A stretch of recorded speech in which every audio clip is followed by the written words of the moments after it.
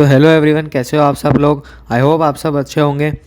तो मैं अभी रिसेंटली वेबसाइट चेकआउट कर रहा था, उसमें डीएसयू के में आपको एक स्पॉट राउंड काउंसलिंग का आपका एक नोटिफिकेशन आया है। जैसे ही हम ओपन करते हैं डीएसयू की वेबसाइट, तो आपके सामने ये पॉपअप शो हो जाता है जिसमें आपको स्पॉट काउंसलिंग वाले पे क्लिक करना है, एट गाइडलाइन फॉर एडमिशन 21 पे। तो हम इसको क्लिक करते हैं। जब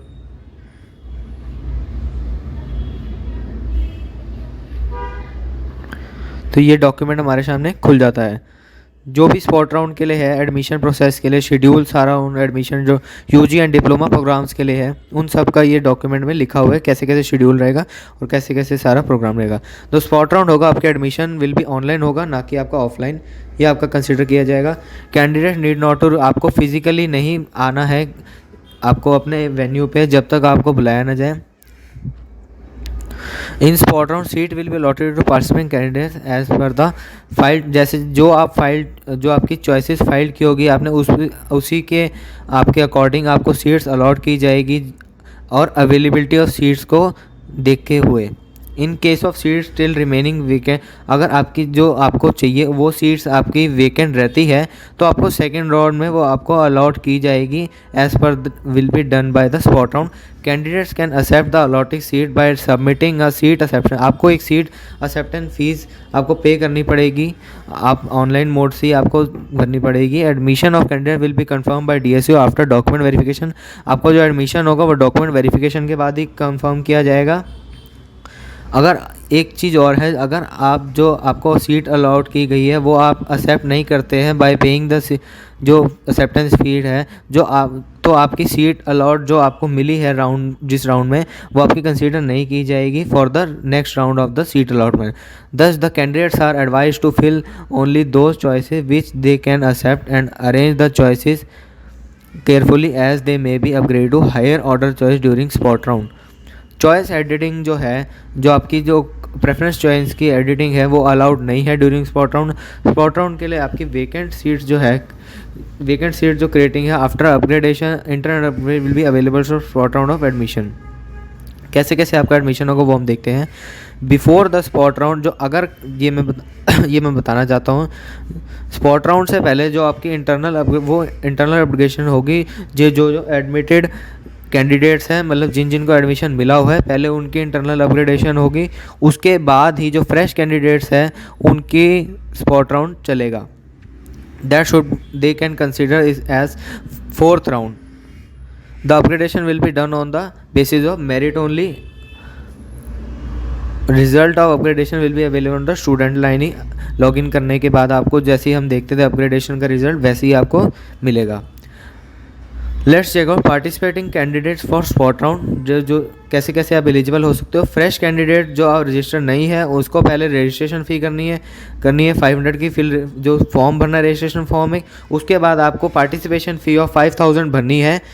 उस आपकी submit their willingness to participate the spot round and fill their choices. आपको फिर फिल करनी है फ्रेश कैंडिडेट्स के लिए। Registered candidates who have not offered any seat, आपको अगर थर्ड राउंड में कोई सीट नहीं मिली है वो भी इसमें एलिजिबल है। जिनको एडमिशन मिल गया था, कोई भी सीट अलॉट की गई थी लेकिन उन्होंने विड्रॉ कर ली थी किसी कारण, वो भी इसमें एलिजिबल है। Registered candidate who were allotted seat in any of the online counselling round but did not, वो भी एलिजिबल है। जो रजिस्टर्ड कैंडिडेट्स है जिनको सीट भी अलॉट की करके लेकिन उन्होंने फीस नहीं पे की 7500 की, वो भी इसमें एलिजिबल है। The registered candidates who have not filed any चाहे ड्यूरिंग द ऑन, जिन्होंने प्रेफरेंस चॉइसिंग फिल नहीं करी थी अपने रजिस्ट्रेशन प्रोसेस के टाइमिंग में, वो भी इसमें एलिजिबल है। The registered candidates who were allotted seat in the some round of counselling paid the seat acceptance fee of 7500 but the seat was cancel due to, जिन्होंने जो भी रजिस्टर्ड कैंडिडेट हैं जिनको सीट भी अलॉट कर दी गई थी, बट उन्होंने सीट जो अपनी सीट एक्सेप्शन फ़ी है 7500 की, वो भी पे कर दी थी, लेकिन उनकी सीट जो है किसी कारणवश कैंसिल कर दी गई थी, वो भी इसमें एलिजिबल है। So they can also considered by joining in this spot round. Let's check out next one.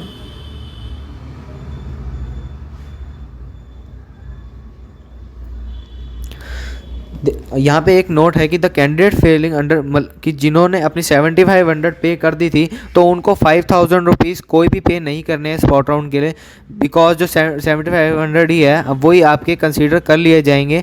Admission फ़ी जो भी स्पॉट राउंड की जो एडमिशन प्रोसेस के लिए फ़ी है वो आपकी उसमें लिए स्पॉट राउंड पार्टिसिपेशन फ़ी के कंसीडर हो जाएंगे। आपको बस अपनी जो प्रेफरेंसेस है वो आपको सबमिट करनी है स्पॉट राउंड के लिए। So now let's check out spot round registration process. The registered candidate participating in spot need to file the choices for seat allotment. आपको preference filling करनी है allotment और या upgradation के लिए during spot round. Advised to fill any of those choices who can they can accept.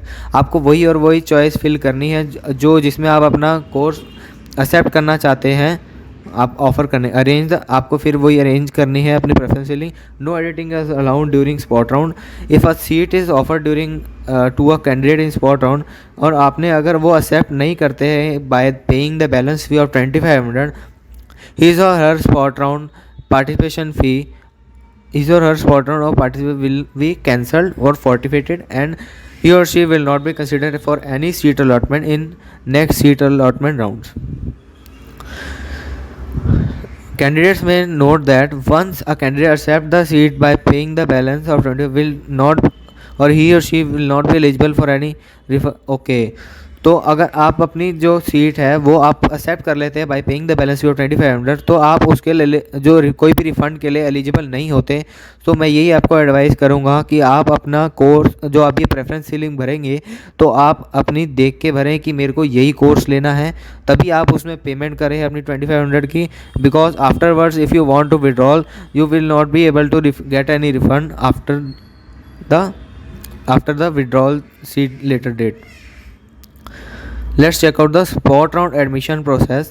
So spot round admission वैसे ही होगा जैसे ऑनलाइन सीट में अलॉटमेंट राउंड 1 to राउंड 3 हो रहा था। जो आपका स्पॉट राउंड 1 और 2 होगा वो भी वैसे ही होगा जैसे राउंड 1 to राउंड 3 हो रहा था। सीट अलॉटमेंट प्रोसेस आपका वैसे ही रहेगा, पोर्टल पे आपको पता लग जाएगा, आइकन आ जाएगा बना हुआ कि आपको क्या सीट अलॉटमेंट की गई है। आपको उसके बाद फिर जो आपको अलॉटेड सीट हो गई उसमें आप अगर ओके है सफिशिएंट है तो आप उसमें 2500 फीस पे करिए online through the process, payment through करिए। और बिफोर आपको डेडलाइन से पहले करना है as mentioned in the schedule. Document verification of only those आपको पे करनी है, उन जो पे करेंगे उन्हीं की डॉक्यूमेंट वेरिफिकेशन होगी, जो पे नहीं करेंगे उनकी नहीं होगी। You should that considered DSU के द्वारा ही होगी। एडमिशन विल बी कन्फर्म और सक्सेसफुल। आपका एडमिशन तभी कंफर्म किया जाएगा जब आपकी डॉक्यूमेंट वेरिफिकेशन होगी। कैंडिडेट फॉलोइंग अंडर तो जिन्होंने पेमेंट भी कर दी है, जिन्होंने अलॉटेड सीट भी हुई थी, if got a seat need to pay आपको 20 मेंशन आपको 2500 नहीं कहने जैसे ऊपर पहले मैंने बताया था, आप सीधा डायरेक्ट डॉक्यूमेंट वेरिफिकेशन अंडर चले जाएंगे। ये मैंने आपको पहले बताया था ऊपर वाले पॉइंट में। सो आपको ये कंसीडर करके रखना है कि आपको कोई भी पेमेंट फ़ीस नहीं पे करनी है, आप डायरेक्टली चले जाएंगे डॉक्यूमेंट वेरिफिकेशन के लिए। After confirmation of admission the candidate will be available to see the status. आपको लॉगिन पे अपना आपका स्टेटस दिख जाएगा, आपकी जब फीस पे हो जाएगी एडमिशन कंफर्म हो जाएगा। In case a candidate decide not to continue with the allotted seat, आपकी फ़ीस जो है आप क्लेम नहीं कर सकते in any refund. So you that मैंने आपको बताया था कि आप उनको देख के ही फ़ीस पेमेंट करिए। The seat is cancel by the अगर जो सीट है वो DSU के द्वारा कैंसिल कर दी जाती है कोई भी डेफिशिएंसी इन डॉक्यूमेंट के कारण, तो कैंडिडेट वो इस केस में आपको फ़ीस जो है फुल रिफ़ंड आपकी हो जाएगी। जो आपने 5000 भरे होंगे और कोई बैलेंस फीस आपकी जो पेड करी होगी वो आपको मिल जाएगी। If a seat is offer to candidate spot round he or she does not accept it by paying seat acceptance fee, तो आपका जो स्पॉट राउंड में पार्टिसिपेशन फ़ी है जो 5000 आपने भरे होंगे वो आपके कैंसिल कर दिए जाएंगे, वो आपको नहीं मिलेंगे आगे यानी किसी भी केस में।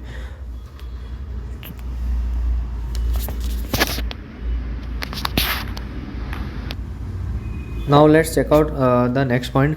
No choice change is allowed during the spot round if a candidate is allotted a seat and he or she does not pay the acceptance fee as per the अगर आप आपको सीट अलॉट की जाती है लेकिन आपने जो seat की पेमेंट है वो आपने बिफोर द डेडलाइन नहीं की, तो आपकी जो सीट है वो आपकी कंसीडर नहीं की जाएगी, जो आपको मिलेगी वो आपको कंसीडर नहीं की जाएगी फॉर द नेक्स्ट राउंड। आप अगर आपको मिलती है next round of seat allot seat जो स्पॉट राउंड 2 है वो आपको अवेलेबिलिटी ऑफ सीट के देख के ही की जाएगी। स्पॉट राउंड में अगर सारी सीट कंसीडर हो जाती है, कंप्लीट हो जाती है, तो शायद स्पॉट राउंड 2 ना भी हो, लेकिन अगर सीट है तो उसी की अवेलेबिलिटी से आपका जो कोर्स है वही आपको देख के मिलेगा।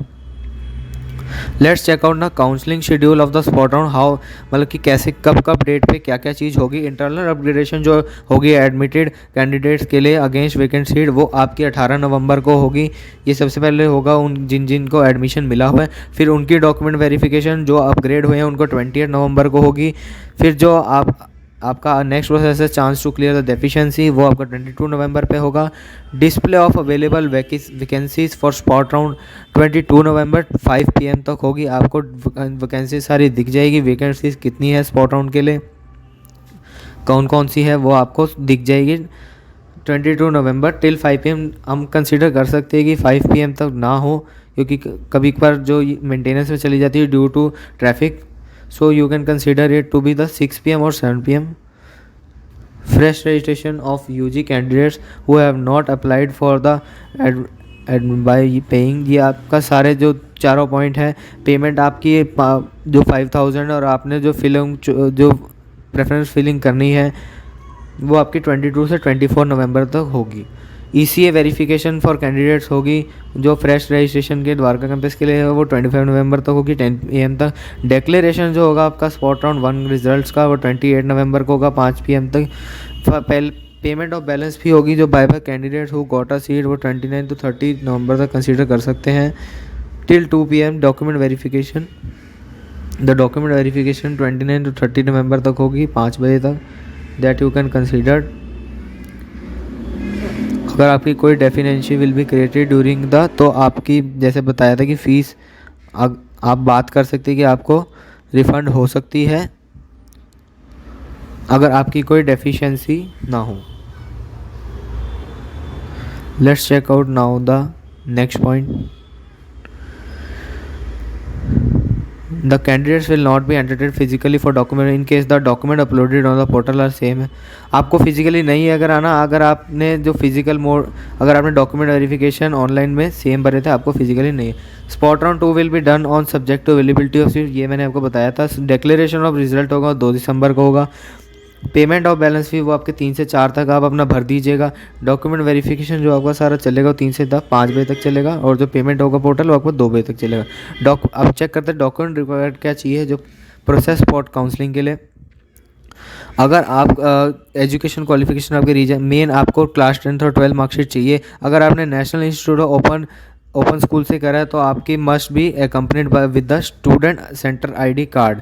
दिल्ली रीजन वालों के लिए 85% सीट्स है, और आउटसाइड दिल्ली रीजन वालों के लिए कैंडिडेट्स के लिए 50% सीट्स अवेलेबिलिटी है DSU में।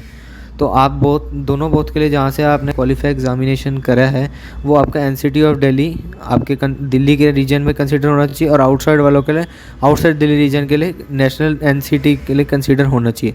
For a candidate who have pass the qualification through a पत्राचार विद्यालय और NIOS, the criterion for deciding the region shall be location of his center of examination. In other words, if the center of examination is located, अगर आपका NCT के अंदर location है तो आप NCT के अंदर ही कंसिडर किए जाएंगे, और अगर आपका आउटसाइड ऑफ दिल्ली के अगर आपका सेंटर ऑफ एग्जामिनेशन है, हॉल था जहाँ पे आपने एग्ज़ाम दिया है, जहाँ से आप पास आउट हुए हैं, तो आपका आउटसाइड का कंसिडर किया जाएगा, इनसाइड का नहीं। That you should consider first. Now let's check out the OBC category, उनके लिए क्या डॉक्यूमेंट है।